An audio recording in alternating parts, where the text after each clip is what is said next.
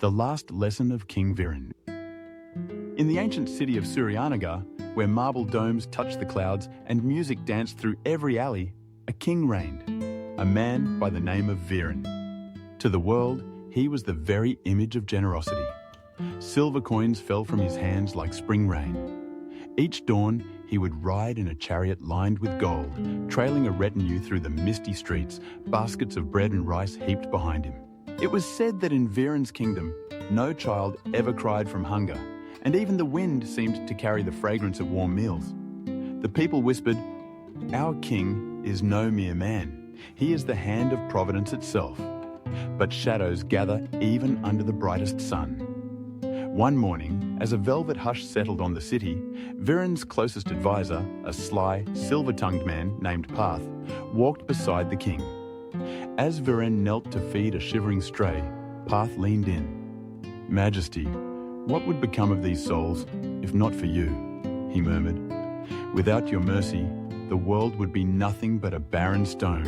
Surely you are the fountain from which all kindness flows." The king heard this, and a subtle pride warmed his heart. "Yes," he thought, "I am the keeper of fortune's keys."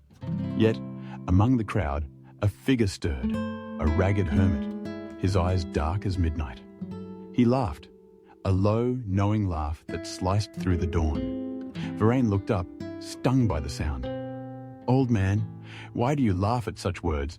Do you mock my deeds?" The hermit's eyes glittered. "O king, it amuses me to hear mortals speak as if they command the rain and sun. You give, yes, but only as the river gives to the thirsty. The river does not boast, for it knows the source is deeper than itself." Viren's pride twisted into anger. "Are you saying I am nothing but a channel? That my charity is not my own?" The hermit's answer was quiet but unyielding. "Give with love, not pride, or the giver becomes poorer than the beggar." The king fell silent, wounded and furious. That night, the hermit's words haunted him, echoing in the halls of his mind. His pillow was as hard as stone. His dreams were troubled by scenes of empty bowls and accusing eyes. A resolve hardened within him. "I will show this hermit the truth. Without me, the city will wither." The next morning, Viren donned his royal cloak and mounted his chariot, but his hands remained closed.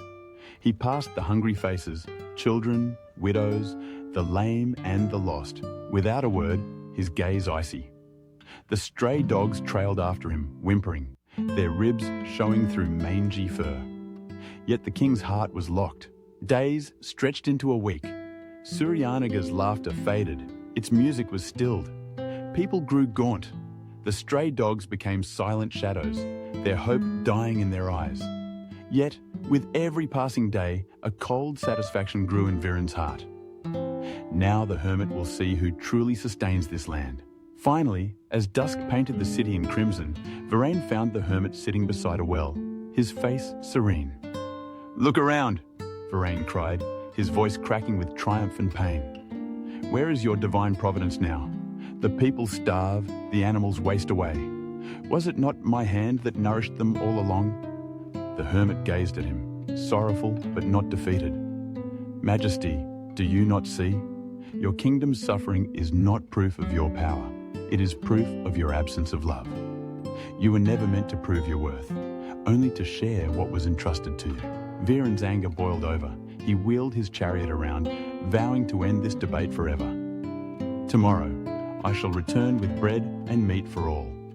You will witness who commands life and death in Suryanagar." But fate, silent and waiting, had been listening all along.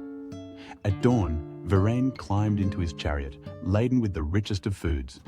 He set out grandly, only for the sky to darken. A sudden, violent storm swept through the city. Thunder cracked. Lightning struck the axle of his chariot, snapping it in two. The king was hurled to the ground, the food scattering into mud. Dazed and wounded, he struggled to rise. All around him, the hungry dogs emerged from alleys and shadows, circling, their eyes wild. Viren's heart thudded with fear. Was this the end? Had his pride summoned punishment at last? But then, something unexpected. The dogs drew close, not with teeth bared, but tails low and eyes gentle. They pressed their noses to his wounds, whined softly, and lay beside him, shielding him from the wind and rain. Viren, breathless, began to weep. Amid the storm, the hermit appeared once more, untroubled by the tempest. He knelt beside the king and spoke above the roar. "You see now, Majesty? Love given without expectation returns not as coin, but as loyalty, as protection, as grace. Even these creatures, desperate with hunger, choose kindness over vengeance. Your power lies not in your crown or your wealth, but in the silent bond you share with those you serve." Something broke in Viren's heart, a wall that had long separated him from his people, from the world. He saw then, with a painful clarity, that all his giving had been tainted with the shadow of his own pride. And so, in the ruined chariot, surrounded by the loyal dogs and the broken bread, the king learned his final, hardest lesson. From that day on, the story of Viren changed. He gave quietly, with no fanfare, seeking out the lonely, the unseen. His power was not in what he gave, but in how he gave it, with open hands and an open heart. The city blossomed, not just with plenty, but with a warmth that reached every home. And long after Viren's reign, when the chariots had rusted and the marble domes had crumbled, the people of Suryanagar remembered not the king who fed the city, but the king who, at last, learned how to love it.